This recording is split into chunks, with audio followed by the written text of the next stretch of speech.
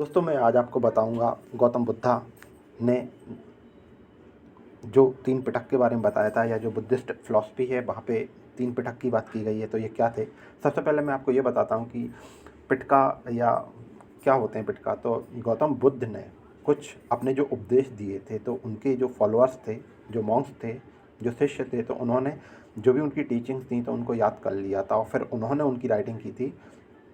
ठीक है। और ये जो राइटिंग थी तो वो उनको बॉक्सेस में बंद करके रखते थे, पेटियों में बंद करके रखते थे। तो इस तरह से ये पिटक शब्द आया और 3 तरह के पिटक बताए गए हैं बुद्ध धर्म में, जिन्हें त्रिपिटक कहा जाता है। तो सबसे पहला जो पिटक है वो आपका विनय पिटक है।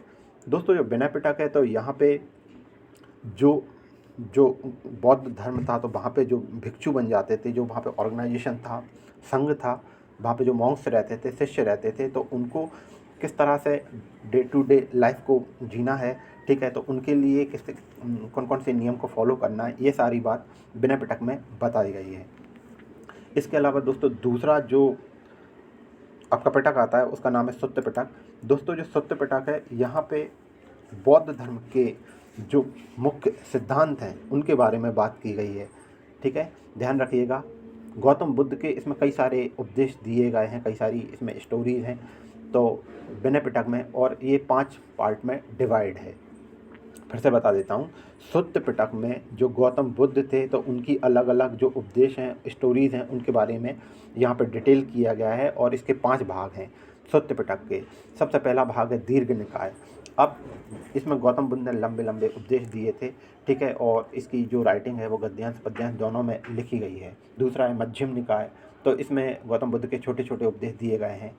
संयुक्त निकाय, यहाँ पे उनकी गौतम बुद्ध की संक्षिप्त घोषणाएं बताई गई हैं, और जो मध्यम पद बताया था गौतम बुद्ध ने, अष्टांगिक मार्ग बताया था, धर्मचक्र प्रवर्तन बताया था, तो वो संयुक्त निकाय में दिया गया है, जो कि विनय पिटक के तहत आता है। फोर्थ आता है अंगुत्तर निकाय। इसमें गौतम बुद्ध ने जो बुद्ध के जो भिक्षुओं को उन्होंने कथन दिए थे, तो वो अंगुत्तर निकाय में देखने को मिलता है, और यहीं पे आपके 16 महाजनपदास भी बताए गए हैं। लास्ट आता है खुद्दक निकाय। तो यहाँ पे कई सारे जो लघु ग्रंथ थे तो उनको कंपाइल किया गया है, और जो खुद्दक निकाय है तो यहीं पे गौतम बुद्ध के पिछले जन्म की कहानियाँ मिलती हैं आपको देखने को। दोस्तों इसके बाद सबसे लास्ट में आता है आपका अभिधम्म पिटक। अभिधम्म पिटक में ये पिटका का सबसे लास्ट भाग है, और भगवान बुद्ध ने धम्म को लेके जो उनकी शिक्षाएं बताई थी तो उनका कंपाइलेशन है। ठीक है, धर्म की दार्शनिक व्याख्या की गई है धम्म को लेके। धम्म क्या होता है? ठीक है, तो धम्म का मतलब होता है एक अच्छा आचरण। जीवन के सभी क्षेत्रों में एक व्यक्ति दूसरे व्यक्ति के साथ एक अच्छा संबंध मेंटेन करेगा, तो इसी को धम्म कहा जाता है। ठीक है, और जो अभिधम्म पिटक है, तो अभिधम्म पिटक में भगवान बुद्ध ने धम्म की लेके जो शिक्षाएं हैं उनका ही कंपाइलेशन आपका अभिधम्म पिटक कहलाता है। दोस्तों अब ये आता है कि ये जो पिटका बताया गया तो इनका इम्पोर्टेंस क्या है।